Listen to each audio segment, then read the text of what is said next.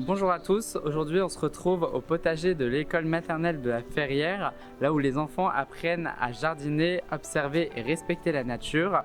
Et par la suite, nous rencontrerons le directeur de l'école qui nous parlera des projets environnementaux qu'il met en place au sein de son école.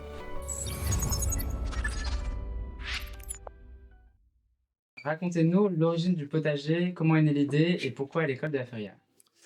L'année dernière, on a refait notre projet d'école et on a essayé en fonction des axes qui sont mis en place par le rectorat de voir nous, notre école, quels étaient nos besoins.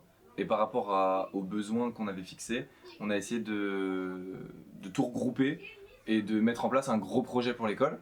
Le gros projet, ça a donc été la nature et on est parti sur la reconnexion à la nature des enfants pour à la fois mieux inclure les familles, mieux inclure les enfants qui sont en difficulté, faire une culture commune pour les familles et les enfants, et aussi pour qu'on retravaille ensemble et créer du lien entre les enseignants.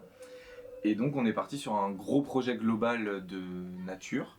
Donc on a mis en place l'école dehors, où toutes les classes partent une demi-journée toutes les 2 semaines. Euh, Dans un parc où on délocalise complètement notre classe et on va tout faire dans le parc à côté. On a aussi mis en place des petites actions ponctuelles. Cette année, on est parti en séjour à la ferme avec les enfants pendant 3 jours. Donc les petits, les moyens et les grandes sections qui ont dormi 2 nuits là-bas. Et puis, notamment le potager. Et donc, on avait cette envie-là, mais on a dû s'associer avec la mairie pour qu'ils nous le construisent. Et avec Écoterre pour la mise en place au quotidien. Que ce projet s'est intégré à la vie de l'école aujourd'hui. Ouais, elle est plus que bien intégrée parce qu'on part d'un endroit où il y avait juste pas une petite forêt, mais 3 arbres, et où Oui. les enfants n'avaient jamais le droit d'aller, sauf les classes qui étaient à côté pour aller jouer un petit peu dehors, etc. Mais c'était pas un endroit qui était vraiment pris en possession par les élèves, à un endroit que tous les élèves connaissent parce qu'ils y vont tous à tour de rôle, qui est relié vraiment à la nature finalement, et où les enfants vont patauger dans la terre avec leurs mains. Donc c'est vraiment inclus complètement. Puis on en parle en classe, on fait du langage avant, du langage après.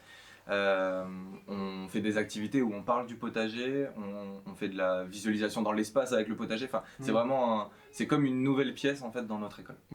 Et qu'est-ce que ça change chez les enfants selon vous? Bah, beaucoup de choses. On a quand même on est une école très mixte.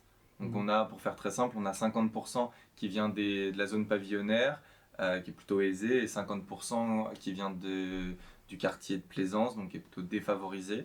Et on a quand même beaucoup d'enfants avec des niveaux de nature, si on peut dire, très disparates, avec des enfants qui restent que dans leur jardin presque, et puis d'autres enfants qui restent que dans leur appartement et qui vont jamais dehors, et qui par exemple ne vont jamais au parc alors que c'est à 500 mètres de chez eux. Et donc ça a permis aussi de les reconnecter, de voir ce que c'était qu'un ver de terre, de voir comment est-ce qu'on fait pousser une pomme de terre, et c'est ça qui donne des frites. Il y en a plein qui ne savaient pas, parce qu'ils ont quand même entre 3 et 6 ans, donc voilà.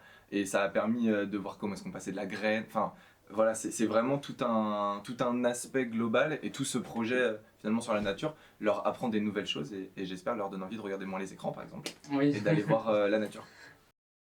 Est-ce que cela suscite aussi des échanges avec les familles? Oui, parce on en parle avec les représentants de parents d'élèves. C'est des projets qu'on parle en conseil d'école tout le temps. Donc ils sont au courant de ce que l'on met en place. Mais aussi les enfants, ils racontent ce qu'ils font à l'école.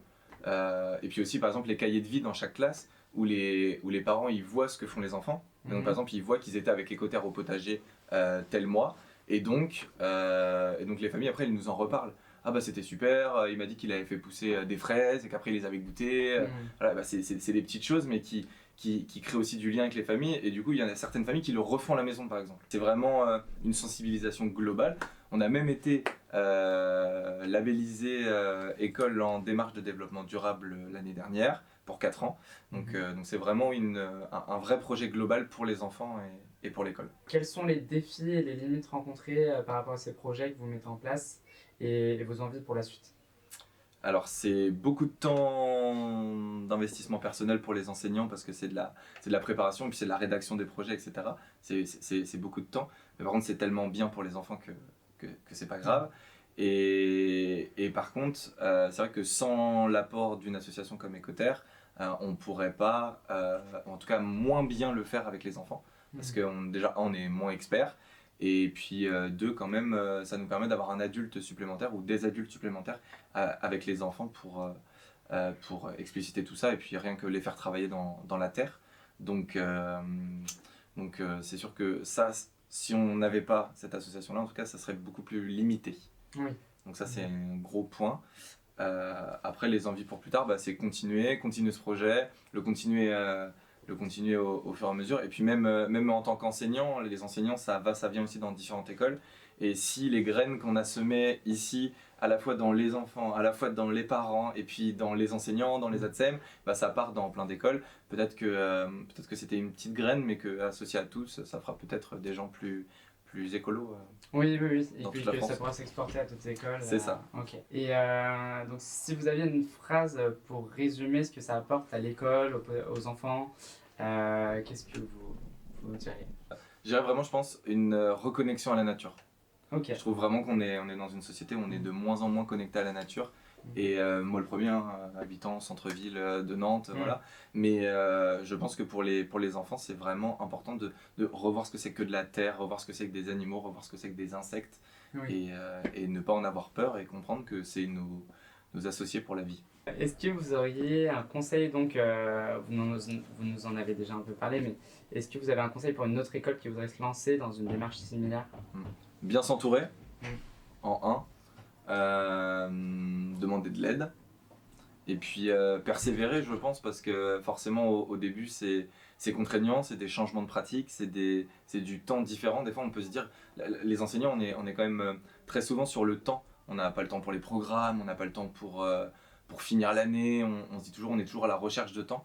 Finalement c'est peut-être une perte de temps pour gagner plein d'autres choses à côté, que ce soit des compétences ou des connaissances pour les enfants. Et je pense que faut se dire qu'est-ce que je veux que les enfants y retiennent de tout ça, et vraiment de voir la globalité du projet. Ok, super.